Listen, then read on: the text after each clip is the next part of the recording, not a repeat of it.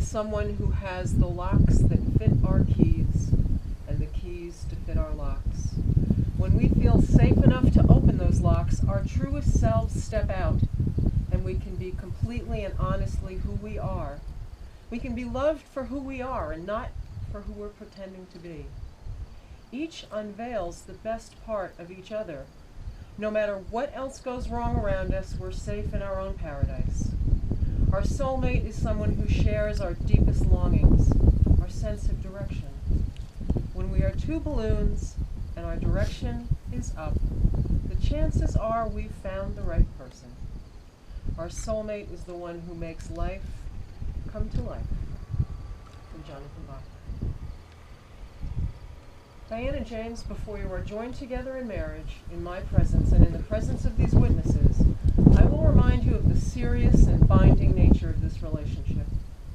The traditional rite of marriage, as most of us understand it, is the voluntary and deliberate and full commitment of two individuals to one another to become partners for a lifetime. Have you come here freely, without reservation, to enter into this marriage? That's great! So let's begin this celebration of love and life. I stuck my head out the window this morning and autumn kissed me bang in the face. So wrote Langston Hughes, and we certainly got quite the kiss today. Can you imagine a better day or a more beautiful backdrop to join these two amazing people? Even as we feel a certain bittersweet sadness at the fading of the summer, the crisp air awakens us, the faint smell of smoke on the wind warms us. The tawny hues of the leaves will inspire us to look forward to the brilliant colors and the bounty of the coming season.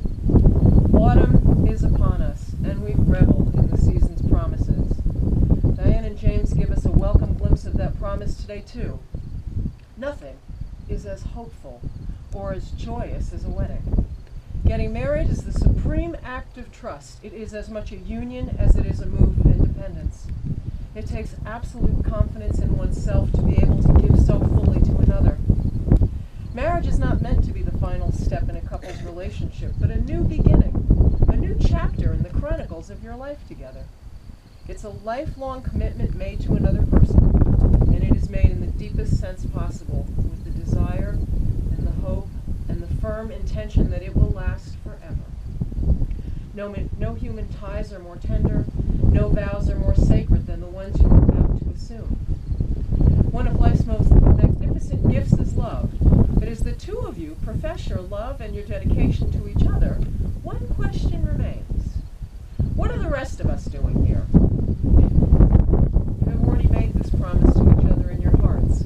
Why is it so important to gather with your family and friends and repeat this promise in public? It's because your love is not meant to be private. You're meant to light up the world with your love. As you have been inspired by so many of your friends and family, we in turn look to you, to this expansive and hopeful love to uplift our hearts and our spirits. Many of you have traveled from far and wide to be here today, and this gift of your presence is a sweeter gift than you could ever imagine. They have chosen to marry in your presence because each and every one of you has contributed to this moment in some way, and it's so exciting for them to see you all in one place at one time. You have nurtured them, you've shaped them, you've challenged them, and most importantly, you have loved them through all the steps that have come before this one. You mean the world to them, and they're thrilled that you can be here. You are indeed the family that they have inherited, and the family that they have chosen. The playwright Welly Yang writes in his play, Finding Home, we are all a culmination of the people that came before us, and we're here to finish the dreams that they left unfinished. We include in our thoughts this evening those who can't be here with us. We feel their presence. We hear their voices in the wind. Let us take just a moment of silent meditation, not so much to realize the time gone by, but to remember the wonderful experiences that we've shared. And there are several other friends that can't be here in the flesh to celebrate with us, but anyone who knows this couple, and of course you all do, you know how priceless they are. Must be included in this celebration. Samson and Daisy and Bear.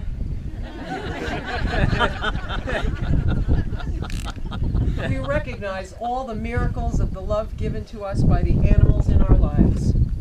There are no clearer signs of a benevolent universe than a cold nose, a velvet ear, a wagging tail, or that insistent morning meow.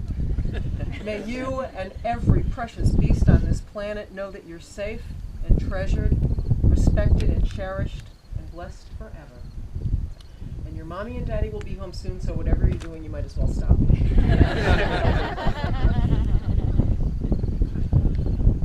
Who could imagine, when they met almost 3 years ago, that Diane and James would be standing here right now? Certainly, so that was kind of a stretch. You think? Neither one of them. But their story proves that sometimes a job is not just a job. Sometimes the most amazing and unexpected fringe benefit is meeting the person who will change your life forever. In their work, they'd seen each other around town, but they hadn't really spoken. Now, very often I use a reading that says, love is a friendship caught on fire, but that's much more than a metaphor in this case. The first time he noticed her was at a fire call in Ramsey. She remembers noticing a handsome new firefighter. They were both on site among the firefighters and police waiting for the investigation to wrap up. The fire crew had ordered pizza to pass the time. And ever the gentleman, he offered her a slice.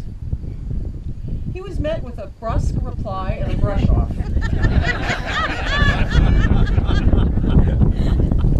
He couldn't possibly know that she was very late in getting home and not really in the mood to socialize. Then he saw her at his sister's high school graduation where she was doing security. He tried to talk to her. It didn't work. It would be months before he saw her again when she came to the firehouse to sell raffle tickets. Playing the disinterested, too cool guy, He tried to talk to her again. It didn't work.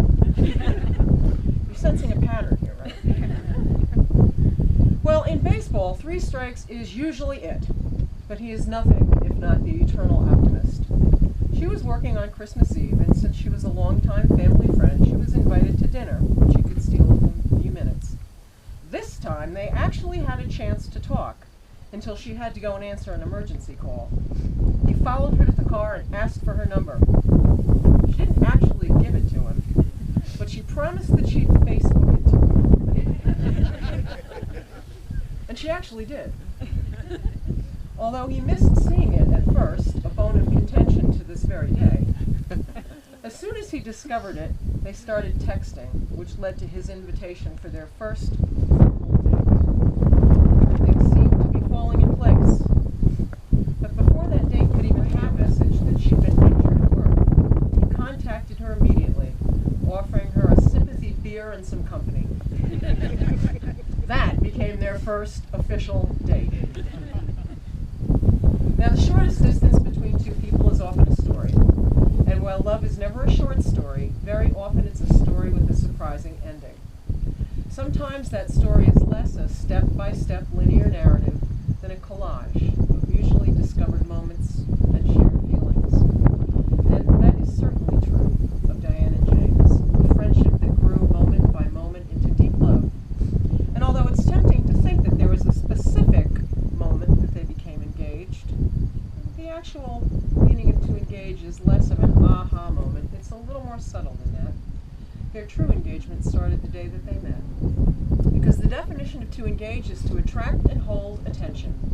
When a couple is truly engaged in heart and mind and spirit, their bond is richer and deeper and more intuitive than any beautiful ring can announce or any eloquent ceremony can express. Though a beautiful ring never hurts. He realized that this was the woman he wanted to marry, but a realization does not proposal make. Like most grooms, he wanted to surprise her, but she is almost impossible to surprise. And she's not a fan of big splashy displays. Today doesn't count. He needed a plan, a proposal plan.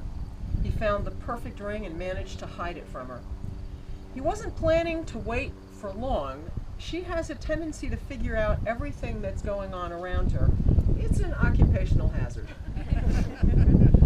He designed this beautiful ring and managed to keep it a secret, even while his family hinted they were all waiting for the engagement. Little did they know. A vacation to Florida was on the horizon, but he just couldn't wait. So one random Tuesday night, when she told him she had an appointment after work, he knew he'd found the perfect window of opportunity.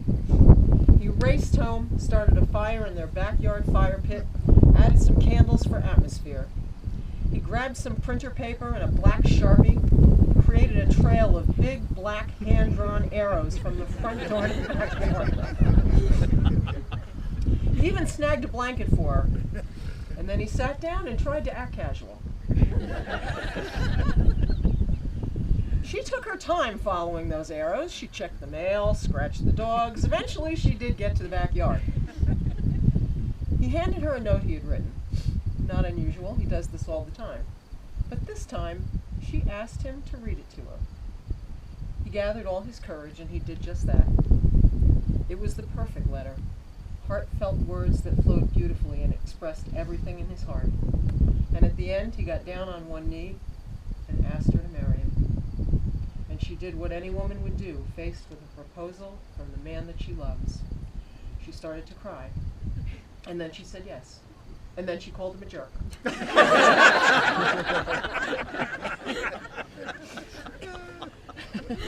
It was sweet and private and perfect. The only problem was that it was so late at night by that time that she had to wait till the next day to tell all their friends. I think you probably could have called them. Everyone loves an engagement. That's how we all got to be here today, celebrating their wedding and the beginning of many more adventures for them, and I'm sure for all of you too. When the time comes to chase your dreams, and it will, they may seem elusive. You won't catch them all at once, just one challenge at a time. When success comes, and it will, don't gobble it all up. Savor and share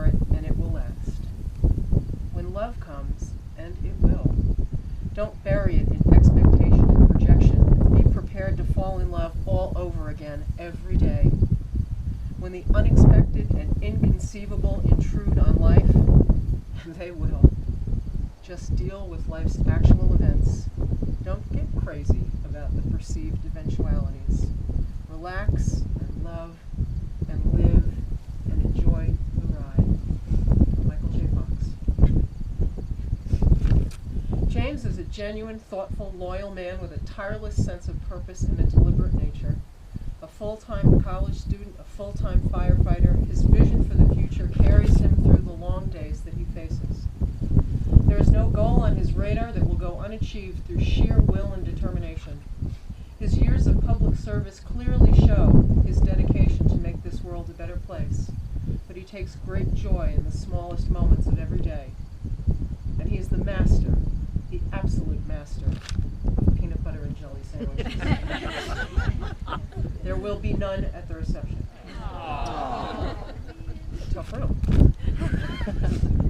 Diane is smart, optimistic, a tenacious woman who navigates her busy life with grit and grace and a heart full of compassion. She's authentic to the core, always true to herself and her ethics, even when no one is looking. What you see really is what you get with her, and that is a wonderful quality in someone who's trusted to protect and serve the public. But at the same time, she does have her silly side. James says that her unbridled enthusiasm for the jousting contests at medieval times is unparalleled. I think I can speak for everyone when I say we're glad you didn't arrive on a horse today. They know that they found the rare and elusive partnership that so many of us search for, and they're so lucky to have found it and polished it over the years. There's gratitude in their voices when they speak of each other. Sickness and health, done that. Richer, poorer, done that too. Partnerships like this one clearly show us how rich life can be when you find your true soulmate. And the definition of that soulmate might surprise you a bit, because a true soulmate is the one who not only supports you, but challenges you. And in doing so, brings you to your full potential as they bring you great joy. They don't so much complete you as they make it possible for you to complete yourself, to be the best person you can be as an individual. This can only enhance the relationship that you'll build together. Your hopes and your dreams for each other and the family that you're creating, this will make it so clear that the best way to predict the future is to create. Diane and James, you are here in the presence of your family and friends to be joined together in marriage. This is a tremendous commitment. It's a promise that binds you in a relationship of love and faith and hope, excluding all others. When you choose to be with someone, you really choose to be with the person they're becoming. You will both be slightly different people every day. This is your vow to embrace every day and every change. But before I pronounce you married partners, I have one more thing I want you to do. Then I'll let you say your vows. Your wedding day is one that really seems to fly by. It's a day filled with emotion and friends and rings and dances. I'm sure many of your friends and family here remember just how fleeting their own wedding day was. So I want you to take a few seconds and look into each other's eyes. Think about the happiness that you're feeling in this place, in this moment. Really let this feeling register in your heart and in your mind. Now, I want you to think about your life together in 20 years.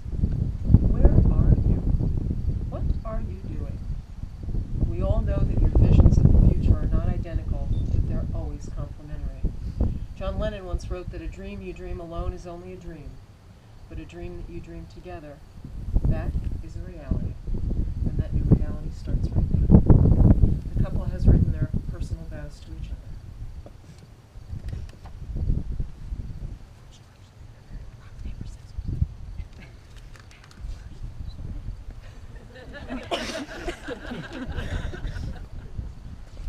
I choose you, James Warnett, to be my husband, to hold me in your arms from this day forward.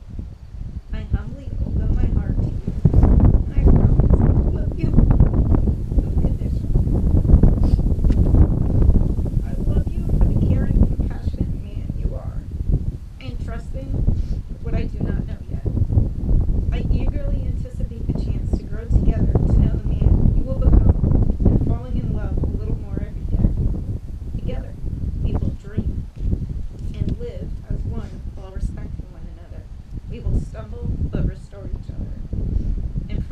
friends and family, I promise to cherish, comfort you, and be open with you forever. I give you my hand, my heart, and my love, and together we will overcome whatever obstacles come in our path.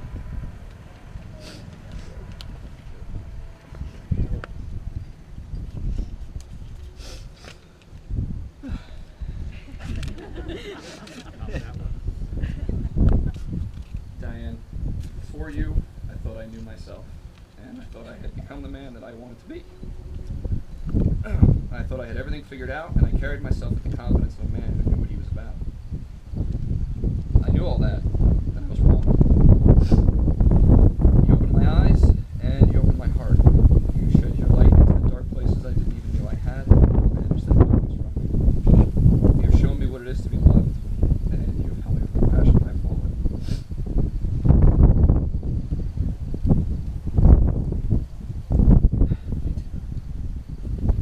I will spend the rest of my life, every single day, being the best man that I can for you.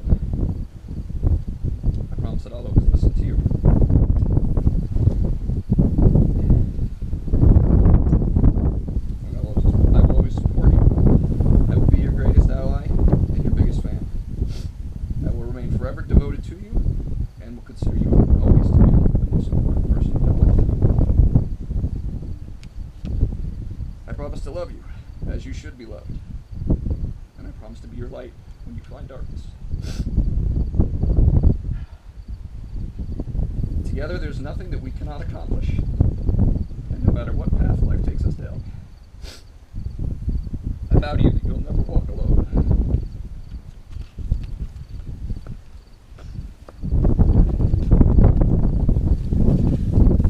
Can we have the rings, please? I don't have the ring. Someone special does. Oh, okay. Daisy! Could we have the rings,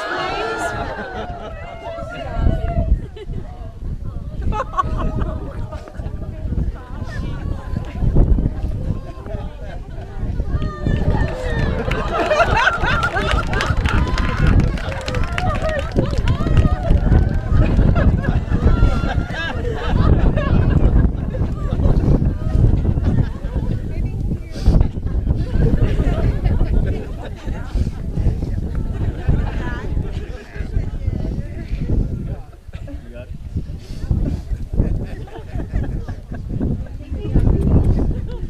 Daisy, come. Girl. You take this, right? You take this.